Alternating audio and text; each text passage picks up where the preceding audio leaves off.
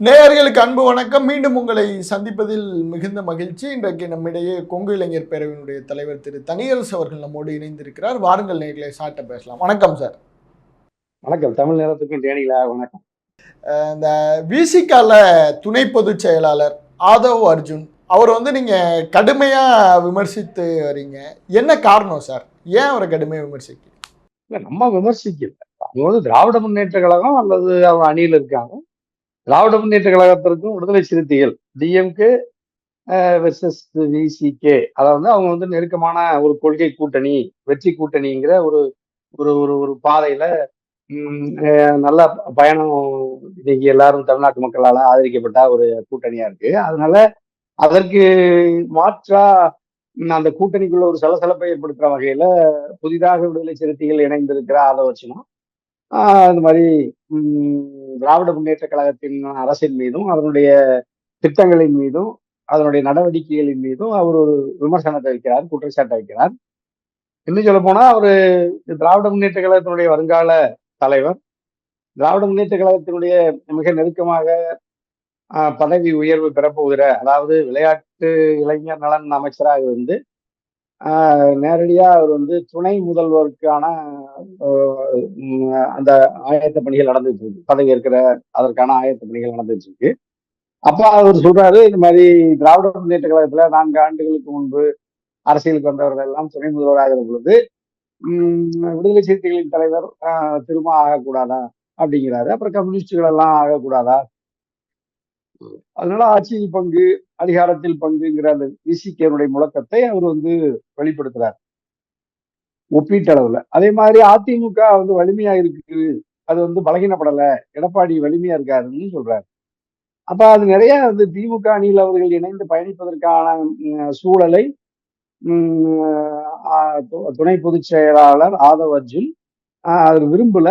அதற்கு மாறான கருத்துக்களை பகிரங்கமா பொது வெளியில முன்னணி ஊடகங்கள்ல சொல்றாரு, அதை உறுதிப்பட சொல்றாரு. ஆகவே அது திராவிட முன்னேற்ற கழகம் அல்லது விடுதலை சிறுத்தைகளின் கூட்டணியை அவர் சிதைப்பதற்கு ஆதவர்ச்சினா முயற்சிக்கிறார். அது திருமாவினுடைய அல்லது தலைமையினுடைய ஒப்புதலோடு அப்படிப்பட்ட கருத்துக்களை சொல்லுகிறாரா அப்படின்னா, அது சில பேர் அதை ஆம்னு சொல்றாங்க, சில பேர் வாய் சந்தேகப்படுறாங்க, மறுக்கிறாங்க. அதுலதான் திராவிட முன்னேற்ற கழகத்தினுடைய துணை பொதுச் செயலாளர் ராசா, நாடாளுமன்ற உறுப்பினர், இந்த மாதிரியான கருத்துக்களை திருமாவளுடைய ஒப்புதலோடு அவர் சொல்லுவதற்கு வாய்ப்பில்லை. அவர் பாஜகவுடைய ஆளாக பாஜகவினுடைய அந்த விருப்பத்தை நிறைவேற்றுகிறாரோ என்கின்ற சந்தேகத்தின் பார்வையை அவர் ஆதவர்ச்சினா மீது வைத்து அதை நீங்க எச்சரிக்கையா இருக்கணும், திராவிடம் இந்த கூட்டணியில் சிக்கலை உருவாக்குவதற்கும் அவர் எத்தனைக்கிற போக்க பார்க்கிறோம். ஆகவே அவர் விடுதலை சிறுத்தைகளும் ஆதவர்ச்சினாவிடம் எச்சரிக்கையாக இருக்க வேண்டும், விடுதலை சிறுத்தைகள் அவர் மீது நடவடிக்கை எடுக்க வேண்டும் என்கின்ற கருத்தை திராவிட முன்னேற்ற கழகத்தினுடைய முன்னணி தலைவர் அந்த கோரிக்கையை வச்சிருந்தார். அப்ப இது நம்ம தனியரசு இதுல ஒரு ஒரு ஒரு யதார்த்த பார்வையை நம்ம முன்வைக்கிறோம். இதுல அவங்க உட்கட்சி விவகாரம் அல்லது அவங்களுடைய உட்கட்சி கூட்டணி விவகாரம் இருந்தாலும் நம்ம ஒரு தமிழ்நாட்டினுடைய ஒரு ஒரு அரசியல் இந்த சூழல்ல நம்முடைய கருத்தை நம்ம பதிவு செய்யறோம். அந்த அடிப்படையில நம்ம கருத்தை பதிவு பண்றோம், வேற ஒண்ணும் இல்லை. அந்த கூட்டணி வலிமையா இருக்கிறது, அது ஒரு தத்துவார்த்த கொள்கை ரீதி கோட்பாட்டு கூட்டணியாகவும் இருக்கிறது. ஆகவே அந்த கூட்டணிக்குள் இப்படிப்பட்ட ஒரு சலசலப்பை ஆதவ அர்ஜுன் ஏற்படுத்துவதால் ஆதவ அர்ஜுன் நம்ம சந்தேக பார்வையோட பார்க்கிறோம். அதுல என்ன காரணம்னா, நீ ஏற்கனவே நீண்ட காலம் விடுதலை சிறுத்தைகளில் பணியாற்றி மிக முக்கிய பொறுப்புகளில் இருக்கிற, அது இயக்கம் உருவான காலத்திலிருந்து தொடர்ந்து இயங்கி வருகிற அதனுடைய பொதுச் செயலாளர் தோழர் ரவிக்குமாரோ, நாடாளுமன்ற உறுப்பினர், அதே மாதிரி துணை பொதுச் செயலாளர் சகோதரர் வன்னியரசோ, சிந்தனை செல்வன் சட்டமன்ற உறுப்பினர், அதனுடைய முன்னணி நிர்வாகத்தில் இருக்கிறவர், அப்புறம் நம்ம பாலாஜி சட்டமன்ற உறுப்பினர், ஷானவாஸ் எல்லாம் இவங்கெல்லாம் ஒரு மாறுபட்ட கருத்தை வைக்கிறாங்க. அப்ப ஒரு தடுமாற்றம் அவங்களுக்குள்ள இருக்கிறத பாக்குறோம். அப்ப இன்னைக்கு விமான நிலையத்துல இப்ப ஒரு 10 நிமிடங்களுக்கு முன்பு விடுதலை சிறுத்தைகளுடைய தலைவர் நாடாளுமன்ற உறுப்பினர் திருமா பேசுறார், எங்களுக்குள் விரிசல் இல்லை, திமுக விடுதலை சிறுத்தைகளுக்குள்ள எந்த விரிசலும் இல்லை.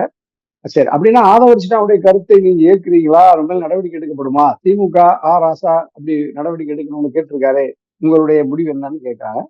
அது நாங்க இது மாதிரி எங்க உட்கட்சி விவகாரம், அதுல நாங்க முன்னணி நிர்வாகிகளோடு கலந்து பேசி முடிவு செய்வேன்னு சொல்லிட்டு அது விலகி போறாரு.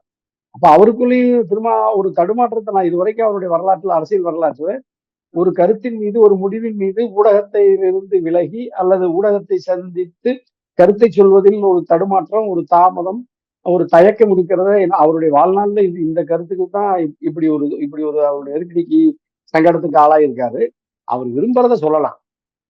ஆமா அப்படித்தான் சொல்லலாம். இல்லன்னு நடவடிக்கை எடுக்கணும். இந்த 2 தான் இருக்கு. ஆனா அந்த 2லயும் முடிவெடுக்க முடியாம தடுமாறுகிற போக்க தனியரசு அந்த இந்த இந்த சூழலினுடைய சூழலை அவதானிச்சு நான் அப்படி பார்க்கிறேன் தனியரசு. கண்டிப்பா, கண்டிப்பா சார். சார் உங்களுடைய அந்த இதுலேருந்து பார்க்க முடியுது, அவர் பேசின ஆட்டிட்யூடையே நீங்க கொஸ்டின் பண்றீங்க. உங்களுடைய இதுலேருந்து பார்க்கிறப்ப. ஆதவ அர்ஜுனோட ஆட்டிட்யூட நீங்க எப்படி சார் கொஸ்டின் பண்ணலாம்? ஏன்னா அவர் வந்து தன் கட்சியில இருக்கிற ஒரு கொள்கையே சொல்றார். அவருடைய ஆட்டிட்யூடே நீங்க கொஸ்டின் பண்றீங்களே. இல்ல அதுல என்னன்னா, இப்ப நீங்க நம்முடைய தமிழ்நாட்டினுடைய அரசியல் மரபுப்படி, வழக்கப்படி எவ்வளவு பெரிய உயர்ந்த தலைவர்களுமே ஊடகங்களை சந்திப்பது பொதுவெளியில் இது மாதிரி ஒரு அந்த ஒரு ஒரு ஒரு ஒரு கால் மேல கால் போட்டுக்கொண்டு ஹம், அந்த ஒரு ஒரு ஒரு பணிவு, ஒரு அடக்கம் அப்படிங்கிற மாதிரியான ஒரு பார்வை நம்ம தமிழ்நாட்டினுடைய அரசியல் கலாச்சாரத்தில் இருக்கு. ஆனா அதுல நம்ம நம்ம வந்து அந்த சுயமரியாதை இயக்கங்கள் அதை வலியுறுத்தல. ஒரு கட்டத்துல தந்தை பெரியார் ஐயா கூட அது அவனுடைய காலை அவன் மேல போட்டிருக்கான், உனக்கு என்னப்பா பிரச்சனைன்னு சொல்றாரு. அதாவது ஐயாவோட நிகழ்ச்சியிலேயே ஒருத்தர் முன் வரிசையில் அமர்ந்து அப்படி போடும்போது பிறர் போய் சொல்றாங்க, ஐயா இந்த மாதிரி உங்க முன்னாடி இந்த மாதிரி ஒருத்தர் இப்படி பண்ணியிருக்காரு, நம்ம அவமதிக்கிற மாதிரி இருக்கு. அவர் சொல்றாரு, இல்ல இல்ல அவர் உன் காலில் போடல, அவன் காலில் அவனே மேல போட்டிருக்கிறான், அதுல உனக்கு என்ன பிரச்சனைன்னு சொன்னார். அப்ப அந்த அளவுக்கு தான் நம்ம பாக்குறோம். ஆனாலும் கூட ஆனா பொதுமக்கள் அதை ரசிக்கலையோ? சாதாரண மக்கள் அதை ரசிக்கலையோ? 100 விழுக்காடு மக்கள் எப்படி ரசிப்பாங்க? ஏன்னா நீங்க ஆதவர்ச்சனாங்கிறவர் வந்து தமிழ்நாட்டை சார்ந்தவரும் அல்ல. அப்புறம் அவரு தமிழ் மரபுகளின் மீதும், தமிழ் இனம், மொழி மீதும் அல்லது அது மீதான பற்றுறுதிக்கு அவருக்கு வாய்ப்பு இல்லை. அவர் வந்து ஆரம்ப காலகட்டங்கள்ல பாஜகவினுடைய அல்லது ஆர்எஸ்எஸ் குருகுலங்கள்ல, பள்ளிகள்ல அவருடைய வாழ்க்கை சூழலுக்கு ஏற்ப அங்க படித்து தான் வளர்றதாக நம்ம சில அவருடைய பதிவுகள்ல பார்க்கணும். அப்ப அவரு அந்த அந்த வளர்ப்பு முறை அப்படி இருக்கு. அதே மாதிரி அவர் வந்து நிறைய கம்யூனிஸ்டுகள் மீது, பொது உடைமை இயக்கங்களின் மீது அக்கறைப்படுவதை போலவும், விடுதலை சிறுத்தைகளை ஆட்சி அதிகாரத்துக்கு கொண்டு வருவதற்கு தான் புதிதாக அவதரித்ததை போலவும் அப்படியெல்லாம் சொல்றாரு. அப்ப பரவாயில்ல, அவர் அந்த கட்சியில் இணைகிறாரு. அந்த கட்சியினுடைய நோக்கம் எல்லா கட்சிக்கும் ஆட்சி அதிகாரத்தை கைப்பற்றுவது தான் நோக்கம். அதுல ஒண்ணும் இல்லை. அதுல வந்து அவங்க கொள்கைகளை நடைமுறைப்படுத்துவதற்கு அதிகாரம் தேவைப்படுகிறது. ஜனநாயகத்தில் நம்முடைய நாட்டில் அது அது அனுமதிக்கப்படுகிறது. அது இந்தியாவிலேயே அதிகப்படியான ஜனநாயகத்தை உள்வாங்கி இருக்கிற சமூகம் நம்முடைய தமிழ் சமூகம், நம்முடைய தமிழ் நிலம், தமிழ் இனம், தமிழ் மொழி சமூகம் தான். அதுல எல்லாம் நமக்கு ஒன்றும் மாற்று கருத்து இல்லை. ஆனா இவர் வந்து ஒரு 2 ஆண்டுகள்ல ஒரு 40 ஆண்டு காலம், கிட்டத்தட்ட 1980களினுடைய பிற்பகுதியில் இருந்து கிட்டத்தட்ட 90ல துவக்கிற கட்சி இப்ப கிட்டத்தட்ட 40 ஆண்டுகள்.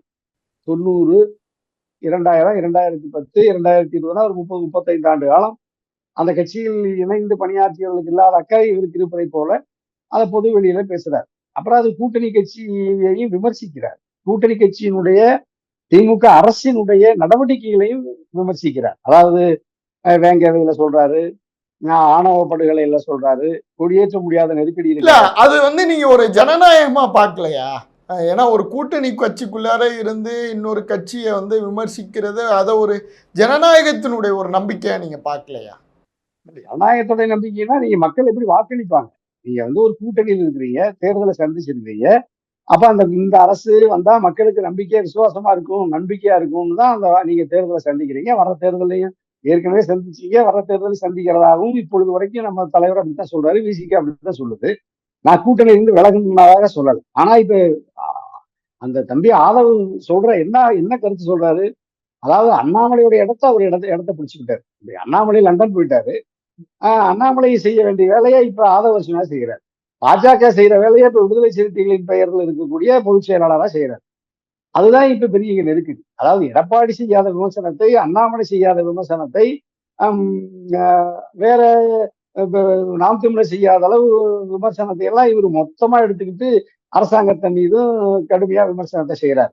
சார் இப்ப இவருடைய பேச்சுக்கு வந்து திருமா வந்து அமைதியாவே இருக்காரு. அப்ப நம்ம வந்து திருமாவை இயக்குவதே ஆதவ அர்ஜுனாவா அப்படிங்கிற ஒரு கேள்வியை நோக்கி நம்ம நகர்த்தலாமா? நான் திரும்ப வந்து இது அமைதியாவே கடந்து போறாரு இந்த விஷயத்த.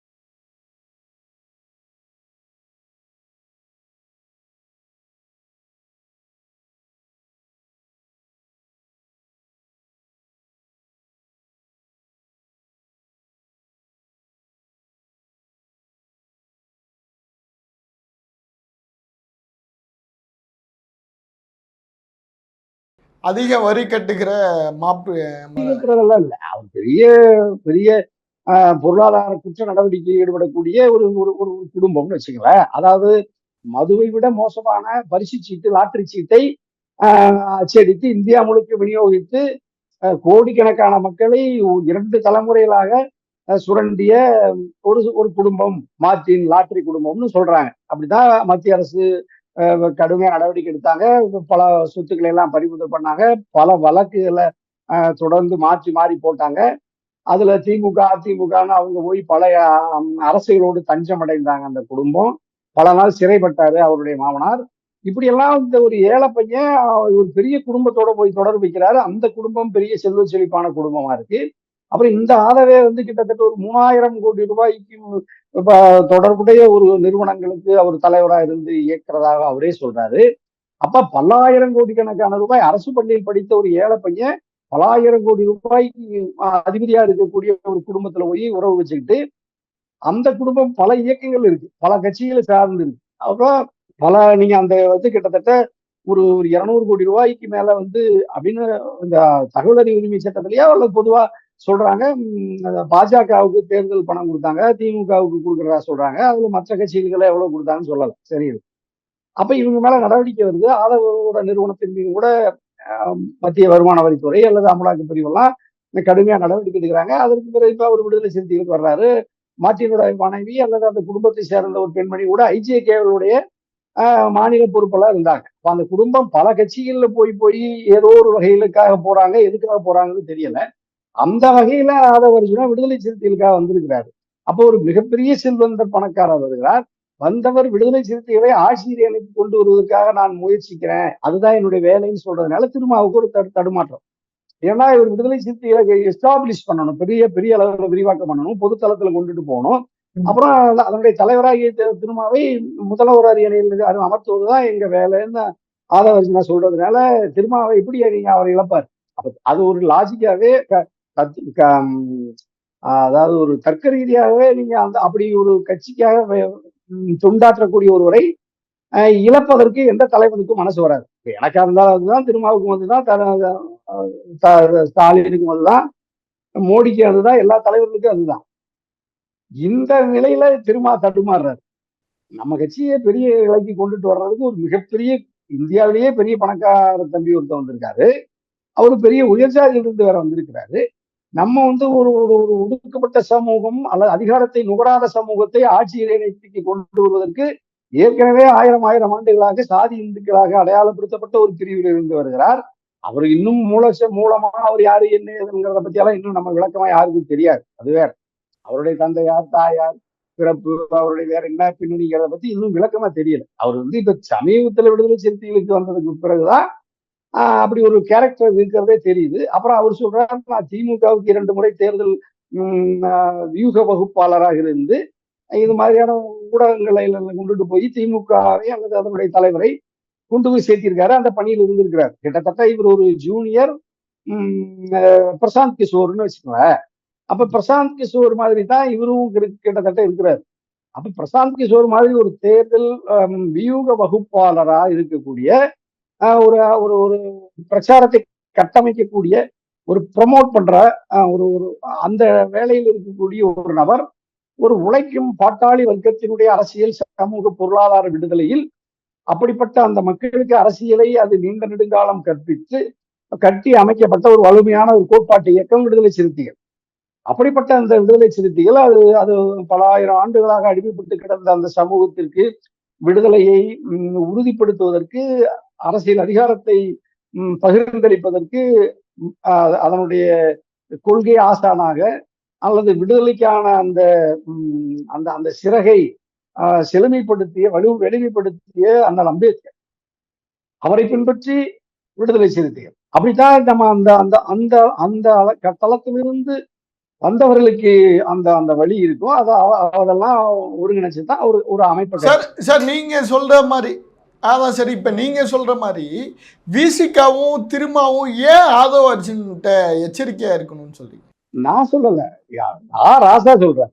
அந்த சமூகத்தை சார்ந்த திராவிட முன்னேற்ற கழகத்தினுடைய துணை பொதுச் செயலாளர் இந்த கருத்தை சொல்றார். அதாவது நீங்க நடவடிக்கை எடுக்கணும்னு சொல்றார். அதாவது எனக்கு திருமாவும் மீதும் விடுதலை சிறுத்தைகள் மீதும் மிகுந்த மரியாதை உண்டு.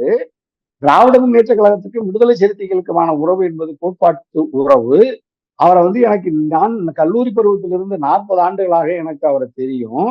ஆகவே அவர் இது போன்ற கருத்துக்கை ஒருபோதும் சொல்ல மாட்டார் அப்படின்னு சொல்லிட்டு விடுதலை சிறுத்தைகளையும் அவர் தலைவரையும் அவரு நம்புறாரு, உயர்வா மதிப்பீடு செய்யறாரு. சார் அப்ப நீங்க விசிகாவும் திருமாவும் ஆதவ அர்ஜுன்ட்ட ஒரு எச்சரிக்கை போக்கோட கையாளணும்னு நினைக்கிறீங்களா? உறுதியா அவர் ஒரு கிட்டத்தட்ட பாஜக கருத்தை தான் முன்வைக்கிறாரு. இப்ப பாஜக அண்ணாமலையுடைய கருத்தை வைக்கிறாருன்னா அப்ப அவர் பாஜகவோட ஆளா, அரசுக்காரோட ஆளா இருக்கலாம். அதுக்கு அவரு அதே திரும்ப என்ன சொல்றாருன்னா, அவரு அம்பேத்கர் ஐயாவை படத்தை வச்சிருந்தாரு. நான் முதல்ல சந்திக்கும் போது அலுவலகத்துல அண்ணல் காந்தி ஐயா படத்தை வச்சிருந்தாருன்னு சொல்லி அவரு பார்வையில பாக்குறாரு. அப்ப அந்த அம்பேத்கர் ஐயா படத்தை RSSல பாஜகவும் கொண்டுட்டு வர்றாங்க. இப்ப மோடி அமித்ஷாவுக்கு பின்னாடியும் அம்பேத்கர் ஐயா படம் இருக்கு. அர்ஜுன் சம்பத்தே அண்ணல் அம்பேத்கர் ஐயாவை படத்தை கொண்டுட்டு தான் வர்றாரு. சிலைக்கு மாலை அணிவிப்பதற்கு அண்ணா ஐயாவோட பிறந்த நாள்லயும் இந்த நாள்லயும் வர்றாங்க. அது மாதிரி ஆதவ அர்ஜுனா இப்ப நீங்க இந்துத்துவ இயக்கங்கள்ல அம்பேத்கர் ஐயாவை எடுத்து வருவதற்கும் இப்ப கிட்டத்தட்ட அந்த கருத்தை தான் ஆதவ அர்ஜுனாவும் அம்பேத்கர் ஐயாவை படத்தை வச்சுக்கிட்டு அந்த கருத்தை சொல்றாரு. ஆகவே அது விடுதலை சிறுத்தைகளுக்கு அப்படி ஒரு நோக்கம் இருக்கலாம், அல்லது அந்த கொள்கை திட்டத்தை இருக்கலாம். அந்த கொள்கை திட்டத்தை கொஞ்சம் வேகப்படுத்துறதுல ஆதவ அர்ஜுனுக்கு ஒரு ஒரு மனப்பூர்வமா ஒரு எண்ணம் இருந்தா, விருப்பம் இருந்தா அதை கட்சிக்குள்ள பேசி கட்சியினுடைய அறிவிப்பா அறிவிக்குது. இப்ப நீங்க ஒரு விடுதலை சிறுத்தைகள் கட்சிக்குள்ள நீங்க ஒரு உயர்மட்ட குழுவுக்குள்ள இதை பேசுங்க. பேசி திராவிட முன்னேற்ற கழகத்தோடு நாம் கூட்டணியில் இருப்பதனால் நமக்கு இந்த பின்னடைவெல்லாம் இருக்கு. அப்ப ஏதாவது வேங்கவையெல்லாம் நமக்கு தீர்வு கிடைக்கல, குடியேற்றுவதற்கு நம்ம உரிமை கிடைக்கல, நம்ம ஆணவ பிள்ளைகளுக்கு எதிரான சட்டத்தை ஏற்ற வேண்டும் என்ற நம்முடைய கோரிக்கையை நம்முடைய கூட்டணி அரசு பரிசீலிக்கல, நமக்கு தலைமையேற்று இருக்கிற திராவிட முன்னேற்ற கழகம் பரிசீலிக்கல அல்லது சட்டத்தை இயற்றவில்லை. இவைகளெல்லாம் நீங்க பொதுவெளியில் தனிப்பட்ட ஆதவச்சுனா ஊடகத்தை பார்த்து சொல்லுகிறவையெல்லாம் நீங்க அதைத்தான் ஆராசன் தெளிவா சொல்றார். இது கூட்டணி அறத்திற்கும் அரசியல் நேர்மைக்கும் முரணான கருத்தை ஆதவர்ஜனா சொல்றாரு. இதை விட என்ன சொல்லணும்? ஆதவர்ஜனா மாதிரி 1000 மடங்கு ஒரு கிரேட் ஐடியாலஜிஸ்ட் தான் நீங்க ராசாவை சொல்லலாம். அவர் திராவிட முன்னேற்ற கழகத்தை மட்டுமல்ல, ஒரு மிகச்சிறந்த ஒரு தத்துவ அரசியலை, ஒரு கோட்பாட்டு அரசியலை, இந்த மண்ணுக்கான அரசியலை, மொழிக்கான அரசியலை, அவர் ஒரு பொது உடைமை அரசியலை, திராவிட அரசியலை, பகுத்தறிவு அரசியலை, மிகுந்த அம்பேத்கரிய அரசியலை, எல்லா அரசியலையும் கற்றுணர்ந்த ஒரு மிகச்சிறந்த சிந்தனையாளர் ராசா, திராவிட முன்னேற்ற கழகத்தினுடைய பொதுச் செயலாளர். அவர் சொல்றாரு இவைகளெல்லாம் நீங்க இது அரசியல் அறத்திற்கும் கூட்டணி தர்மத்திற்கும் அறத்திற்கும் எதிரானதுன்னு சொல்றாரு. சார் இப்ப இந்த விசிகாக்குள்ளாரே சார் 2 அணியா இருக்கிற மாதிரி தெரியுது. ஒன்று திமுக ஆதரவு நிலை அப்படிங்கிறது நீங்க முன்பே குறிப்பிட்ட மாதிரி வன்னியரசு, ஆலூர் ஷானவாஸ், அப்புறம் SS பாலாஜி, இவங்க மாதிரியான ஆட்கள் திமுக ஆதரவு நிலையும், ஒரு தரப்பு திமுக எதிர்ப்பு நிலையும் இருக்காங்களோ, ஆதவ அர்ஜுனா இல்ல அது மாதிரியான பீப்புள் இல்ல. அவங்க எல்லாம் விடுதலை சிறுத்தைகளுடைய கோட்பாட்டை, கொள்கையை, அதனுடைய லட்சியத்தை நிறைவேற்றுவதில் மனப்பூர்வமாக பல பத்தாண்டுகளாக தன்னை வாழ்க்கையே அந்த கட்சிக்காக அர்ப்பணித்து முழு நேரமாக இயங்கக்கூடியவர்கள் தான் நீங்க சொல்ற வன்னியரசோ, ரவிக்குமாரோ, சிந்தனை செல்வனோ அவர்கள் எல்லாம் இயக்கம், அதாவது தாய்ப்புலி திருமானா திருமாவோடு வலதும் இடமும் அங்கங்களா இருந்து பயணிக்கக்கூடியவர்கள்.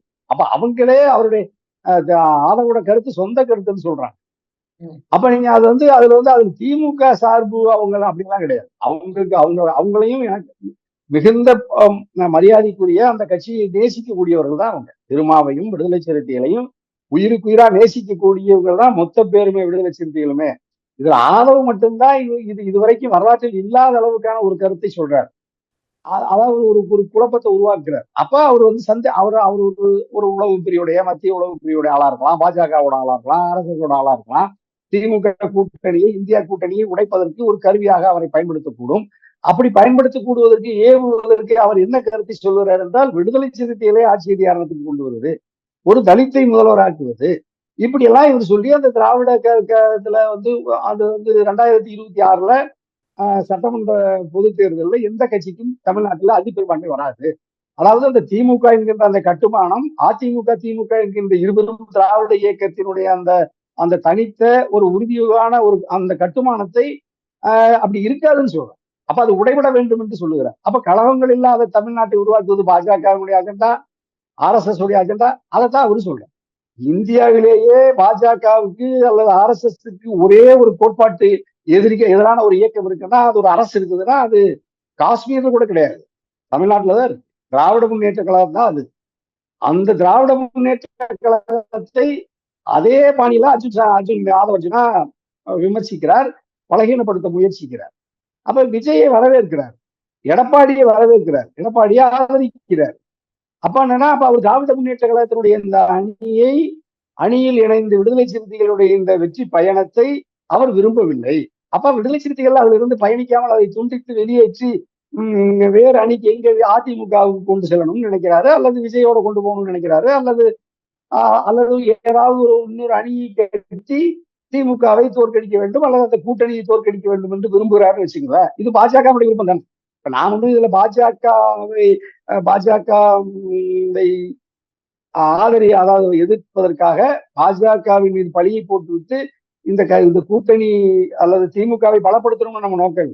திமுக என்பதை நம்ம ஒரு தனி நபராகவோ பார்க்கக்கூடாது. அது ஒரு கோட்பாட்டு குழுமம், அது ஒரு வடிவம். அப்ப நம்ம அந்த வடிவத்தை சிதைய விடாமல் பாதுகாத்தது விடுதலை சிறுத்தைகள் தான்.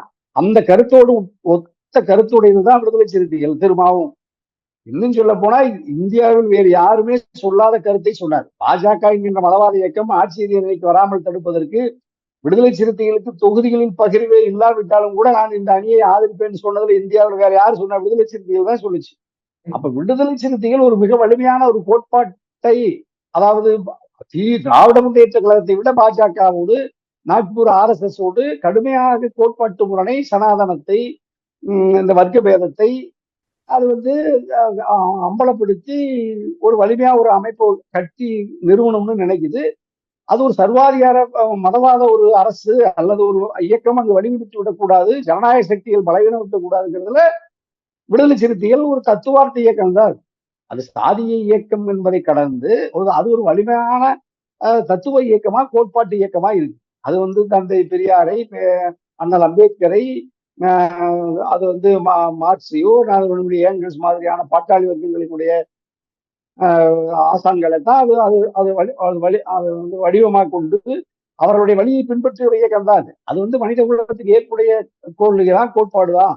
ஆனா அதை ஆதவர்ஜனை எந்த இடத்துல பொருத்தி திராவிட முன்னேற்ற கழக அரசில் கூட்டணியில் இருக்கணும், யாரெல்லாம் கூட்டணியில் இருக்கணும்? ஏன் அது ஜவாஹர்லால் இஸ்லாமியர்களையும் சிறுபான்மை மக்களையும் இணைக்கிறார் பாருங்க. அவர் திரும்ப திரும்ப சொல்லுகிறார், நாம ஏன் இதுல ஜவாஹர்லாலுக்கு நீங்க கோவை குண்டுவெடிப்பு வழக்குல இஸ்லாமிய சிறைவாசிகள் முழுமையா விடுதலை செய்யப்படல, திமுக மேல சார்ஜ் பண்றாரு. அதாவது இஸ்லாமிய மக்கள்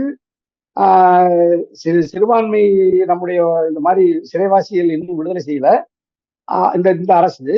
ஆகவே அதுக்கு ஒரு குறைந்தபட்ச செயல் திட்டம் நாங்க அமைச்சரவையில் இருந்தா இதை சாத்தியப்படுத்தியிருப்போம்னு சொல்றாரு. அவர் பேராசிரியரையும் துணைக்கு இழுக்கிறார், சிறுபான்மை இஸ்லாமிய மக்களையும் துணைக்கு இழுக்கிறார். கம்யூனிஸ்டுகள் இப்பெல்லாம் தொழிலாளர்கள் போராடுறாங்க, சாம்சங்ல பல இடங்கள்ல போராடுறாங்க. போக்குவரத்து தொழிலாளர்கள் போராடுறாங்க. அவங்களுடைய தொழிற்சங்க தலைவர் சௌந்தரராஜன் பேரெல்லாம் குறிப்பிடுறாரு. சௌந்தரராஜன் பேரெல்லாம் குறிப்பிட்டு பேசுறாரு அதுல. அதைத்தான் சொல்றேன். அவங்க எல்லாம் போராடுறாங்க. ஆனா இந்த அரசாங்கம் அந்த கோரிக்கைகளுக்கு செவிமடுக்கல. இப்ப இதெல்லாம் யாரு சொல்றது? இது எடப்பாடியை விட, அண்ணாமலையை விட, நாம் தமிழரை விட இந்த இந்த குற்றச்சாட்டை கூர்மைப்படுத்தி ஆளுகிற கட்சியின் மீது ஏறுகிற இந்த பார்வை என்பது ஜனநாயக அரசியலுக்கு, கூட்டணி தத்துவத்திற்கு, அறத்திற்கு ஏற்புடையதா? இதைத்தான் ஆராசா கேட்கிறார். அதுதான் இப்ப அது என்ன நாளடைவுல இப்ப நீ இது மாதிரி போகும்போது அப்ப திமுகவுக்கும் விடுதலை சிறுத்தைகளுக்குமான ஒரு சந்தேக நிழல் கீழே வரைக்கும் ஊடுருவா நாளைக்கு தேர்தலில் பெயரளவில் கூட்டணியில் இருந்தாலுமே அது வாக்குகளா மாறாது, அல்லது அது அது வந்து இடைவெளி கூடுதலாகும். ஆகவே அதுல வெளிப்படையா நீங்க இணைந்து பணியாற்ற முடியாது. இந்த காரணங்களுக்காக திராவிட முன்னேற்ற கழகத்தின் கூட்டணியில் இருந்து விடுதலை சிறுத்தைகள் விலகுகிறது அப்படின்னு சொல்லிட்டா அது அது ஒரு அறம், அது ஒரு ஆரோக்கியம், நேர்மை இருக்கும். நீங்க கூட்டணியில் இருந்து கொண்டே இப்படிப்பட்ட விமர்சனத்தை ஒரு நபரை வைத்துக் கொண்டு, அது புதிதாக வந்த ஒரு நபரை வைத்துக் கொண்டு அவர் ஏவுகிறாரா, அல்லது அவரை மீறி கட்டுப்பாட்டை மீறி பேசுகிறாரா அப்படிங்கிறத அதுல வந்து ரொம்ப கவனமா அந்த தம்பி சொல்றாருன்னா, நான் வந்து விடுதலை சிறுத்தைகளுடைய கொள்கைகளை தான் பேசுகிறேன்னு சொல்றாரு. அப்ப விடுதலை சிறுத்தைகளுடைய கொள்கைகளை கூட்டணியில் இருந்து கொண்டு அந்த அதுக்கான கால நேரங்களை கருத்தில் கொள்ளாமல் பேசுகிறார். அது மாதிரி சரி, இப்ப இது கூட்டணி தொடருமா, கூட்டணி ஆட்சி, அதாவது ஆட்சியில் பங்கு குறித்து நீங்க இப்ப 26ல இந்த கோரிக்கை வைக்கிறீங்களா? அது இப்ப இல்ல, இங்க தலைவர் முடிவெடுப்பார். அதாவது கூட்டணி குறித்து, ஆட்சியில் பங்கு குறித்து பேசணும்னா அது தலைவர் முடிவெடுப்பார்னு தப்பித்துக் கொள்ளுகிற ஆதரவு அர்ஜுன் இந்த விமர்சனங்களையும் குற்றச்சாட்டுகளையும் தலைமை முடிவெடுக்காது, நானே முடிவெடுத்து சொல்றேங்கிறார். அப்படின்னா அதுல ஒரு உள்நோக்கம் இருக்கிறது. திராவிட முன்னேற்ற கழகத்தில் ஏற்கனவே இவர் இணைந்து பணியாற்றியவர். திராவிட முன்னேற்ற கழகத்துக்கும் இவருக்கும் நெருக்கமான உறவு இருந்தது. அறிவாலயத்திற்கும் கோபாலபுரத்துக்கும் இவருக்கு நெருக்கமான உறவில் இருந்தார். அவர்கள் வலிமை பெறுவதற்கும் அவர்கள் ஆட்சி அதிகாரத்திற்கு வருவதற்கும் இவரே வினையாற்றினார், துணை புரிந்தார். அவர்களோடு ஏற்பட்ட கருத்து வேறுபாட்டில் அவரிடம் விலகி விடுதலை சிறுத்தைகளுக்கு வந்தார். விடுதலை சிறுத்தைகளுக்குள் வந்து திராவிட முன்னேற்ற கழகத்தை பழி வாங்குவதற்கு சந்தர்ப்பத்தை காத்திருந்து இப்பொழுது இது மாதிரி அவர் ஒரு கருவியாக பயன்படுகிறார்ங்கிற மாதிரியான பார்வை இருக்கு. அப்ப அவர் திமுகவை வீழ்த்துவதற்கு விடுதலை சிறுத்தைகளை பயன்படுத்துகிறார். விடுதலை சிறுத்தைகளை பயன்படுத்தினால் அது பாஜக என்கின்ற அது இன்னொரு தளத்துல அது வலிமை வருவதற்கு வாய்ப்பா இருக்கு. ஆகவே அப்ப திமுகவை பலகீனப்படுத்தினா ஒரு தத்துவ அந்த வலிமையை சிதைப்பதற்கு ஆதவர்ஜுனா விடுதலை சிறுத்தைகளை பயன்படுத்துகிறார் என்கின்ற ஆராசா அல்லது பொதுவான ஜனநாயக சக்திகளின் குற்றச்சாட்டை தான் நான் தனியரசும் அதே சந்தேக பார்வையோட ஆதவர்ஜுனாவை தனியரசு பாக்குறேன். அப்புறம் அவருடைய அந்த உடல் மொழி, அந்த கால் மேல கால் போட்டுக்கிட்டு மணிக்கணக்கில் மிக இலகுவா பேசுவதெல்லாம் நீங்க மக்களை சந்திக்காமல், ஒரு கட்சி உறுப்பினரை அவராக தேடி சென்று சேர்க்காமல், கட்சியை வளர்ப்பதில் அவருக்கென்று முடியளவும் கடுகளவும் எந்த பங்களிப்பும் இல்லாமல் பெரிய மாளிகையில் இருந்து கொண்டு மிகப்பெரிய செல்வந்தராக இருந்து இந்த ஏழை எளிய உழைக்கும் பாட்டாளி மக்களினுடைய ஆயிரம் ஆண்டுகளாக அவர்களுடைய துன்பத்தை, துயரத்தை தகர்ப்பதற்கு கட்டி அமைக்கப்பட்ட ஒரு மகத்தான இயக்கத்திற்கு ஒரு பெரும் முதலாளி திடீர் தலைவராக வந்துவிட்டார் அப்படிங்கிற பார்வையும் ஒன்று பார்க்கணும். அப்ப நீங்க அவர் பெரிய முதலாளியாக இருக்கிறார், ஒரு பெரிய உயர் சமூகத்தை சார்ந்தவராக இருப்பதாலேயே அவருக்கு இந்த சலுகை, இந்த அந்தஸ்து அங்கு அவருக்கு வந்துவிட்டது என்றால், விடுதலை சிறுத்தைகளுக்குள்ளோ அல்லது கம்யூனிஸ்டுகளுக்குள்ளோ அல்லது சிறுபான்மை மக்களுடைய அரசியலை மூன்று முகமாக இருக்கிற இந்த மூன்று வலிமையான அரசியல் கோட்பாட்டை, தத்துவத்தை, அவர்களுக்கான சிக்கல்களை, அவர்களுக்கான துயரத்தை ஆதவர்ஜன் தான் நீர்க்க முடியும் என்கின்ற இடத்துல கொண்டு நிறுத்துறாருல. அதுலதான் அந்த ஆதவர்ஜனாவுடைய அந்த அந்த அந்த அந்த அந்த அந்த அந்த உள்நோக்கு இருக்குல்ல. அல்லது இந்த இயக்கங்களை எல்லாம் அவர் இந்த இயக்கங்களையும் தலைவர்களையும் அவர் அவமானப்படுத்து, கலங்கப்படுத்து. ஏன்னா அவர்களுக்கெல்லாம் இல்லாத அக்கறை சிறுபான்மை மக்களுக்கு ஆதவர்ஜனாவுக்கு மட்டும் இருப்பதை போல, அதாவது பேராசிரியர் ஜவஹர்லாலை விட ஆதவர்ஜனாவுக்கு அக்கறை இருப்பதை போல காட்டுகிறார். தொழிலாளர்கள் அல்லது பாட்டாளிகள் கம்யூனிஸ்டுகளுக்கு இல்லாத அக்கறை முத்தரசனுக்கோ பாலகிருஷ்ணனுக்கோ இல்லாத அக்கறை தனக்கு இருப்பதை போலவும், விடுதலை சிறுத்தைகளில் வேறு எவருக்கும் இல்லாத அக்கறை தனக்கு இருப்பதை போலவும் ஒரு ஒரு ஒரு தோற்றத்தை, ஒரு கருத்தை உருவாக்கி கண்டிப்பா கண்டிப்பா பாவனையோட அதே அந்த அந்த அந்த அந்த அந்த அந்த ஆட்டிடியூட் நீ சொல்ற அந்த இருக்குல்ல, அது வந்து தவறானது, பிழையானது. ஆகவே ஆதவர்ஜன் ஒரு பிரசாந்த் கிஷோரை போல ஒரு ஒரு அறையிலிருந்து வியூகத்தை வகுப்பலாம், அல்லது உங்களிடம் சில அரசியல் கட்சிகள் ஆலோசனை கேட்கலாம். ஆனா பொதுத்தளத்துல ஒரு வலிமையான மக்கள் இயக்கத்தை தலைமையேற்று நடத்துகிற ஒரு பொறுப்பை பெற்றுக்கொண்டு மக்களுக்காக தொண்டாற்றுகிற பல்வேறு இயக்கங்களுக்குள் இருக்கிற ஒத்திசைவை, கூட்டணியை இவர் சிதைப்பதற்கான வேலையை செய்கிறாரோ என்கின்ற சந்தேகம் திராவிட முன்னேற்ற கழகம் ராசாரனுக்கு இருப்பதை போலதான் தனியரசுக்கும் இருக்கிறது. கண்டிப்பாங்க ஐயா. உங்களுடைய இந்த நேரத்திற்கும் இந்த வாய்ப்பிற்கும் நெஞ்சார்ந்த நன்றிகள். மிக்க மகிழ்ச்சி. தமிழகத்துக்கும் தேனிகளுக்கும் வணக்கம்.